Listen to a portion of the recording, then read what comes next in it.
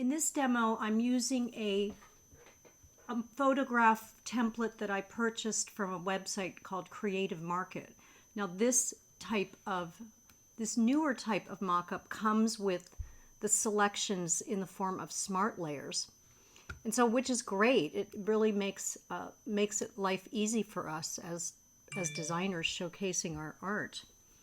But the issue is that they can be very expensive as you start to mock up all your artwork on different product categories. If you think of fashion and fashion accessories and home decor, which would include everything from rugs and pillows to full room displays with wall art, or dinnerware, servingware, all the bedding, bathroom decor like shower curtains and accessories, outdoor furniture, just all puzzles. There's just so many different ways that we can showcase our artwork. So you can end up spending hundreds of dollars, maybe even thousands of dollars on these product templates.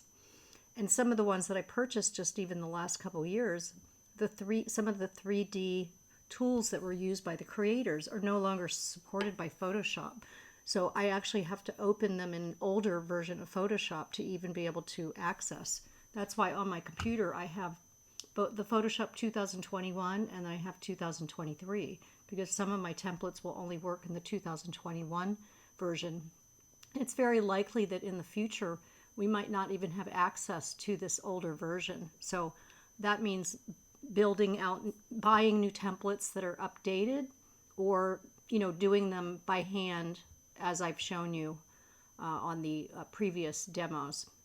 So in this one, let's get to the cut to the chase here. So what happens is that there's a smart layer. So for example, the cup is right here, and they have them organized into folders, and these already have shadows and highlights and so on.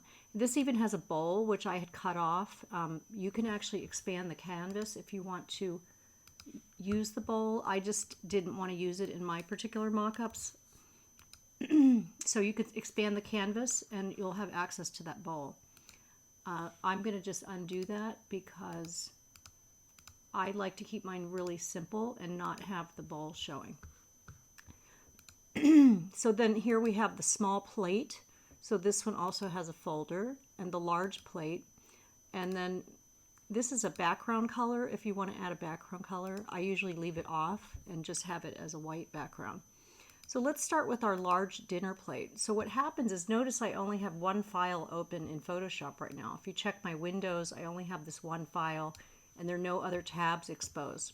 When you double click on the smart layer, it actually opens a new document that's embedded in the master document. And you can check this image size to see what image size you're dealing with. So it's about 4.5 inches at 300 dpi. So I'm going to now add a pattern here. So I'm just going to do layer, new fill layer pattern, and go with the default here. And again, it's going to pop up with the first pattern in my library. And I'm going to navigate to the designs that I plan to use for this demo. So let's go with, I'm going to go with this teal rose design, and I obviously need to reduce it quite a bit. So I'm going to that looks pretty good just visually, but they don't really give you any parameters, so you have to maybe try it a couple times to see what pops in. So that looks pretty good as far as scale. Now I'm going to collapse this and go to the small plate, double click this, and I'm going to add another fill layer pattern and use one of my coordinates for this collection. So navigating down, let's say for example my damask. So let's see what that looks like. At 10% is too small. Let's try 30. That looks pretty good. Let's see how that looks. Close, save. And I like that. I like the decor. I mean, I like the look of it, but I think it's one, it's not centered on the plate, so I want to adjust that. And two, it's not the right scale in relation to the dinner plate. I think I'm going to make it a little smaller and make the dinner plate larger. So I'm going to double click on this again, and let's manipulate this. I want it to go just a tiny bit smaller, so I'll go 25. And when you're in the pattern layer, you can center this. So see how I'm looking at this point and this point to get it reasonably centered. And then I'm also looking top to bottom to get that reasonably centered. So that looks pretty good. So now I'm going to close this layer and save. And then I'm going to go back to my dinner plate to adjust the scale of that. I'd like it to be a little bigger now. So let's make this 25, and see how that looks in combination. Okay, then I have my cup, and I think I'm going to, I'll just use one of my patterns for right now. I'll show you a few different options. So this area is going to wrap around the entire cup, so it's going to have a warped look to it once it gets onto the cup mock-up. So new fill layer pattern, and let's see, what can we use with that? I can scroll through my coordinates and see what I think works best with this. I am going to go with my pattern here, and let's see what that scale looks like. So close, save. Yeah, that looks pretty good. I think it could be a little bigger. Let's double click, and let's bump it up 5% and see how that looks. Save. Okay, so there you go. Now I don't have any designs prepared for a border. I think a border design would actually look really good on the cup, and I don't have those files at my fingertips at the moment, but what I might do is if I were to include the bowl, obviously I would expand the canvas. I'm just going to put the reference point to the top, so any new size I add will be only added to the bottom. And then what I might do is I would find my Illustrator file for this damask and make a border that would go around that. So when I get to the bowl layer, I would place that art as a border and maybe a solid color here, and then put that on the bowl. I think that would look very nice. So that's one option that you could do with the patterns. Now we can take this and put it all into a group. Let's say start a new group, and we'll call this the Wild Rose Teal Collection. And I'm going to go ahead and put everything into that folder.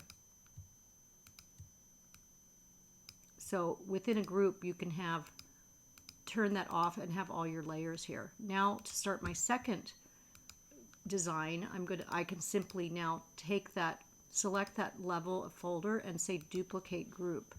And I don't know which name I'm going to use yet, so I'll save that for later. So let's go into the group now, into the large dinner plate, and I'm going to double click on this and go to a different collection. So in this case, I'm going to use, let's see,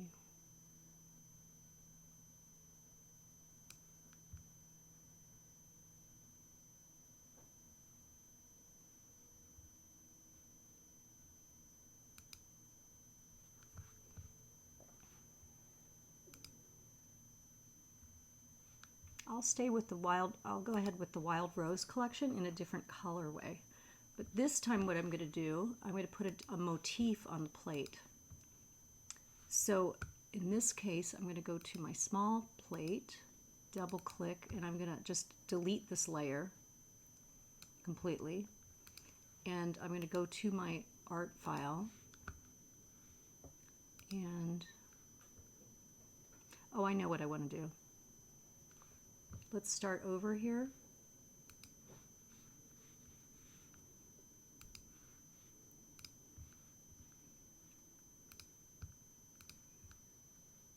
Okay, I'm going to start with the large plate, and I'm going to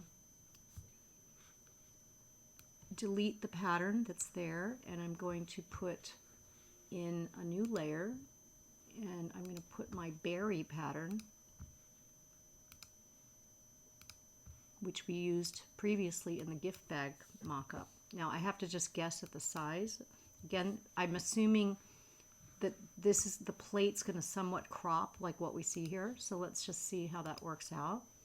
Save, and good. So there's a little, I'm not really happy with the way that's cropped, but we can fix that later. It's a little off center.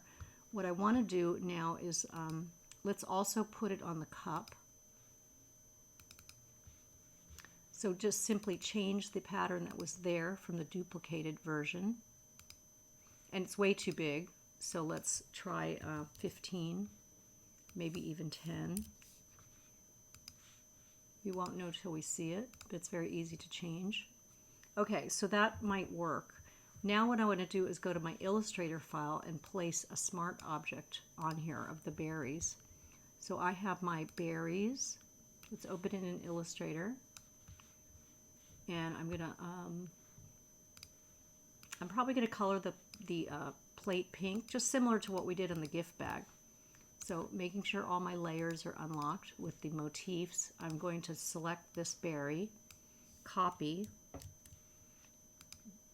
revert back to Photoshop, paste as a smart object. So there I have my berry, and I can now position that however I like, whatever looks good. Now what I do, I've actually had a change of heart on this. Oh, actually I pasted it in the wrong place. That's why it's up on top of the cup. So it kind of jumped to the other layer. Let's just drag it down. Oh, yeah, there we go. I can just drag it down and it'll work. Then what I'm going to do, I actually will use the bowl in this one because I have coordinates. So I'm going to go to the bowl, and I have double click on the smart layer, and I'm going to put the new layer, new fill layer pattern, and navigate to the stripe design that I have. So let's see how that looks just at the scale that it came in at first before we make any adjustments.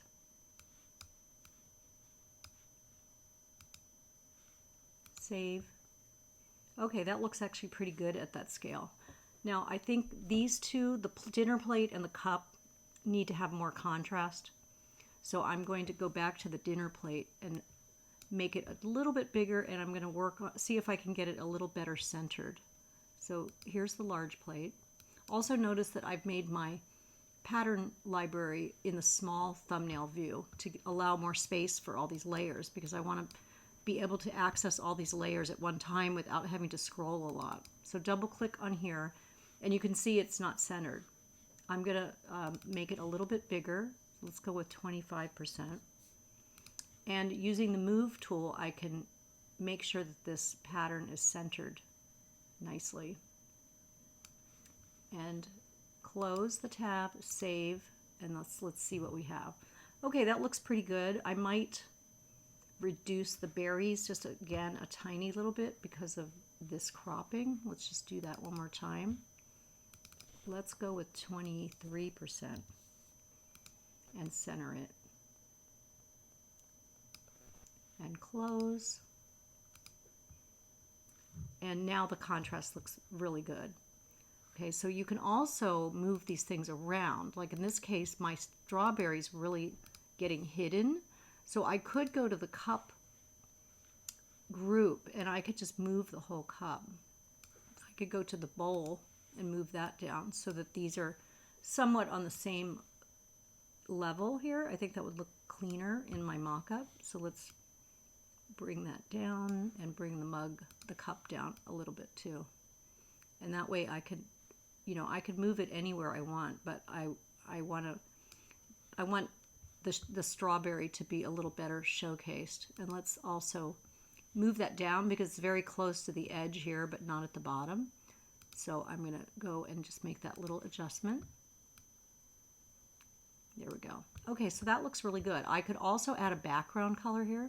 So to this, the smart layer the smart layer, let's pick our color first. I'm going to use the eyedropper to select this light pink. Then I'm going to double click on the smart layer for the small plate and simply fill it with this color. And it's actually not a really good color. Let's try that again. Yeah, that's way too dark. My eyedropper didn't quite get the pink I wanted. Let's zoom in a little. Oh, the problem is that it's very muted. Let's go to the smart layer not that one, on the big plate. It's muted from the shadows. So I'm going to take it from this layer. There, now I have a nice pastel pink. So let's close that, go back to our salad plate, and fill it with this color. Now I can close that. And now you see that my salad plate now has a light pastel pink background. So that's the way to make your dinnerware mock-up. And so these are what are called smart object documents. And as I mentioned before, there are many out there, but you're quite limited to what photos are available. And they're also, it really adds up expense-wise. So I want you to know a variety of techniques for creating your mock-ups.